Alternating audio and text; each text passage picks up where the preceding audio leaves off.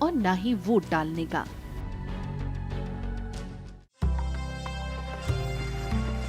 आजाद भारत के लिए उच्च सदन के गठन की नींव रखी गई 1928 में।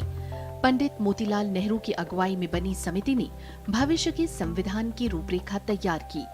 इसमें संसदीय लोकतंत्र और 2 सदनों की व्यवस्था पर जोर दिया गया, मगर ब्रिटिश हुकूमत ने उसे मूर्त रूप नहीं लेने दिया। भारत सरकार अधिनियम 1935 के तहत संघीय ढांचे में बदलाव की फिर कोशिश हुई। इसके तहत काउंसिल ऑफ स्टेट्स में 260 सदस्य बनाए जाने थे, जिसमें ब्रिटिश हुकूमत के 156 सदस्य और राज्यों के 104 नुमाइंदे होते। इसमें काउंसिल ऑफ स्टेट्स के 1/3 सदस्यों को हर तीसरे साल रिटायर होने का प्रावधान रखा गया। इसी तरह संघीय सभा यानी आज की लोकसभा में 375 सदस्य बनाए जाते, मगर इस पर भी अमल नहीं हो पाया।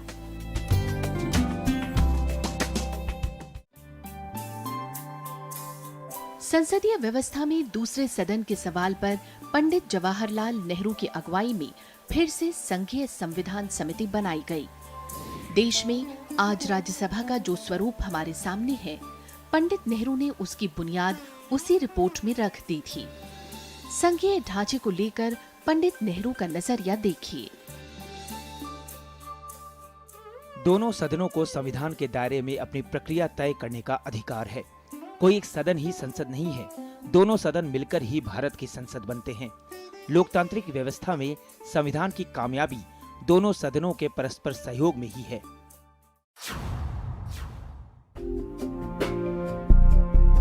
चंद दिनों में देश आजाद होने वाला था और संविधान सभा में देश के संघीय ढांचे पर चर्चा हो रही थी।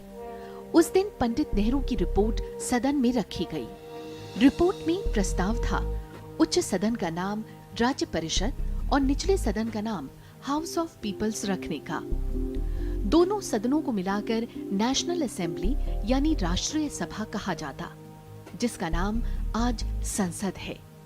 नेहरू समिति के अधीन बनी उप समिति के चारों सदस्यों डॉक्टर भीमराव अंबेडकर, श्री गोपालस्वामी अयंगर, श्री के.एम. मुंशी और सरदार के.एम. पणिक्कर ने जो उच्च सदन का खाका खींचा, वही आज की राज्यसभा के सबसे करीब है। जनसंख्या के उनके फार्मूले के मुताबिक राज्य परिषद में 250 सदस्य होते, जिन्हें राज्यों की विधानसभाओं को चुनना था। उसी रिपोर्ट में उपराष्ट्रपति को सभापति बनाए जाने का प्रस्ताव था। धन विधेयक को छोड़कर दोनों सदनों के बराबर अधिकार और गतिरोध की स्थिति में संयुक्त बैठक बुलाए जाने का प्रस्ताव भी तभी रखा गया। इसमें हर 2 साल पर राज्य परिषद के 1/3 सदस्यों के रिटायर होने का प्रावधान भी था।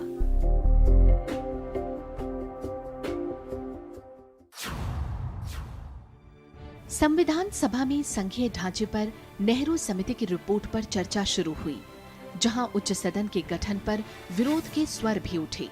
उस वक्त गोपालस्वामी अयंगर ने दूसरे सदन के हक में जो कहा, वो अभूतपूर्व था।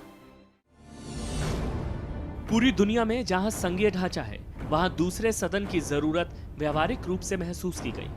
दूसरे सदन से हमें जरूरी मसलों पर गरिमा में चर्चा और विधेयकों पर जल्दबाजी ना करने की अपेक्षा है, जब तक कि उन पर आवेश शांत नहीं हो जाता और धैर्य के साथ विधायिका उन पर निर्णय ले। उच्च सदन ऐसे अनुभवी लोगों के लिए मौका भी होगा जो राजनीतिक प्रतिस्पर्धा में ना रहे हों, मगर अनुभवों के साथ चर्चा में भागीदार बनना चाहते हों। कुछ ऐसी ही चर्चा के साथ संविधान सभा ने उस रिपोर्ट को मंजूर किया। हालांकि उस चर्चा में संसद का नाम नेशनल असेंबली रखने का प्रस्ताव नामंजूर कर दिया गया।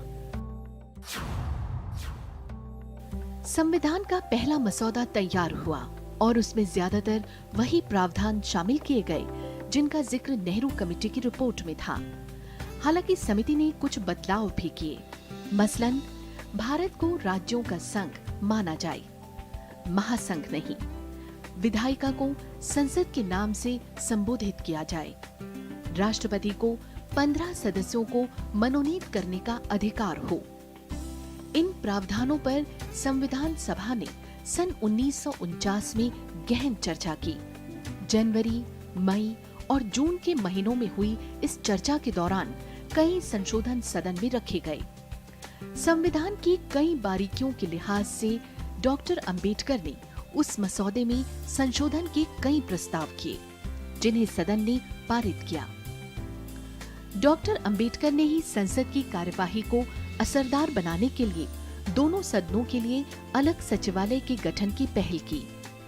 राज्यसभा के सदस्यों की संख्या अनिवार्य रूप से 250 नहीं होनी चाहिए, ये उसकी उच्चतम संख्या हो। राष्ट्रपति को 12 सदस्यों के मनोनयन का अधिकार हो। ये प्रस्ताव भी डॉक्टर अंबेडकर के ही थे जिन्हें सदन ने पारित किया और आखिर अप्रैल 1952 में उच्च सदन का गठन हुआ। भारत के संघीय ढांचे में उच्च सदन के जिस योगदान की कल्पना संविधान के संस्थापकों ने की, उसका एक बेहतरीन स्वरूप राज्यसभा के रूप में हमारे सामने है। खुद डॉक्टर अंबेडकर और गोपालस्वामी अयंगार ने देश की पहली राज्य परिषद के सदस्य के रूप में योगदान देकर देश के कर्णधारों को नई राह दिखाई।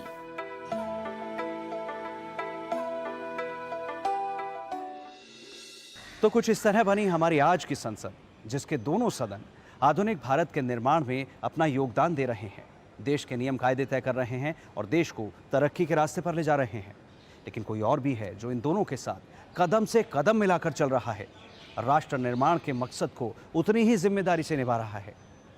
ये हैं हमारे देश की मिनी पार्लियामेंट यानी संसद की स्थायी समितियां।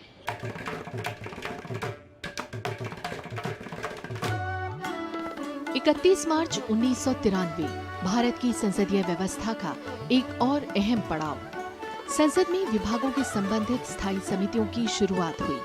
सरकार के कई विभागों से जुड़ी कुल 17 संसदीय समितियों का गठन कर दिया गया, क्योंकि देश इसकी जरूरत महसूस करने लगा था और मकसद था संसद और सरकार को जनता के हित में ज्यादा असरदार बनाना। तत्कालीन उपराष्ट्रपति KR नारायणन ने भी कहा, हमारी संसदीय व्यवस्था में विस्तार के नए दौर में हम प्रवेश कर रहे हैं। मैं नहीं मानता कि इंसानों के संस्थान में इतिहास का कभी अंत होता है। समिति व्यवस्था दूसरी संसदों में पिछले कुछ वक्त से है, मगर हम उसी शक्ल में इसे नहीं अपना रहे, बल्कि ये हमारा अनुभव है कि हमारी व्यवस्था को इसकी जरूरत है।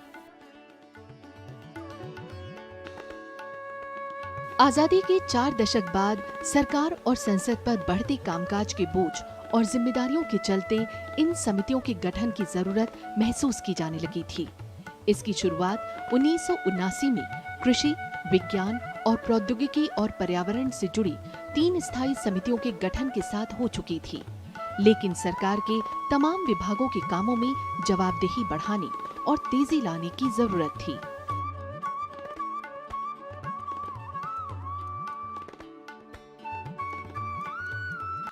दरअसल संसद की कार्यवाही में सभी अहम मुद्दों या बिलों पर लंबी चर्चा नहीं हो पाती। इस काम को ये स्थायी समितियां आगे बढ़ाती हैं। सत्र हो या ना हो, समितियां बैठकों में उन तमाम मुद्दों, नीति या विधेयकों पर चर्चा करती हैं जो सभापति या लोकसभा अध्यक्ष की तरफ से समिति को भेजे गए हों। विभागों से जुड़ी कमेटियां अपने विभाग के अनुदान मांगों और सालाना रिपोर्ट पर गहराई से विचार भी करती हैं। इसके अलावा सदन में पेश किए गए नीतिगत दस्तावेजों पर रिपोर्ट देना भी समिति के दायरे में है। जनता और संसद के बीच ये समितियां कड़ी का काम करती हैं, क्योंकि अहम मुद्दों पर ये समितियां जनता या उनके नुमाइंदों से सुझाव भी मांगती हैं और जरूरत पड़ने पर पेशेवरों की सलाह भी लेती हैं। वक्त के साथ संसदीय व्यवस्था में कामकाज की जटिलताएं बढ़ती गईं, विभागों की जरूरत और जवाबदेही बढ़ती गई।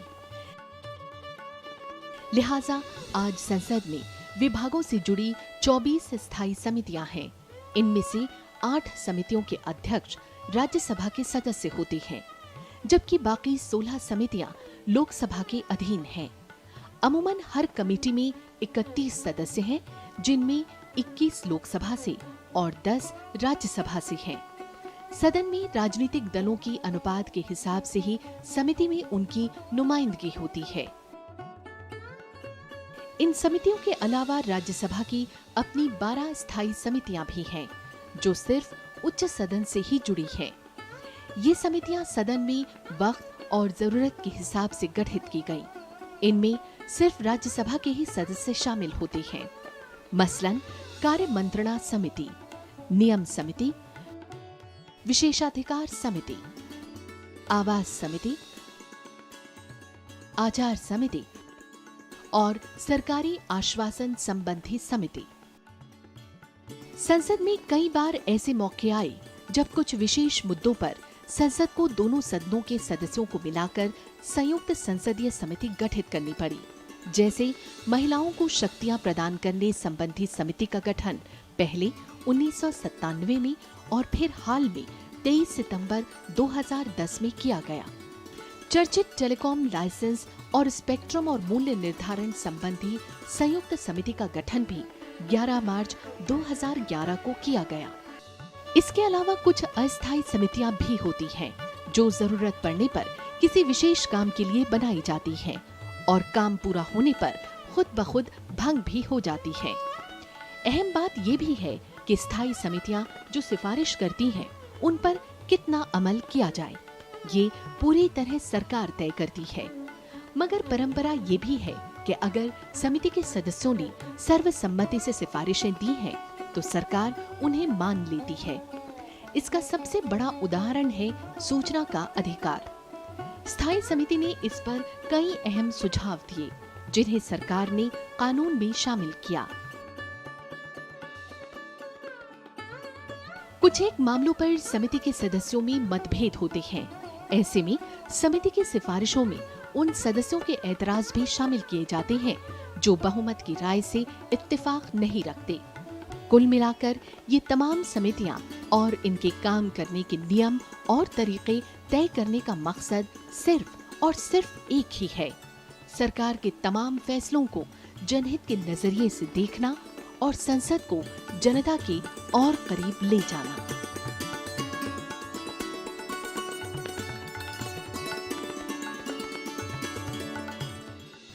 राज्यसभा के 60 साल का सफर बस इतने में नहीं सिमट सकता। इस दौर में बहुत कुछ ऐसा हुआ जिसने हमें, हमारे समाज और हमारे देश को इस मुकाम तक पहुंचाया।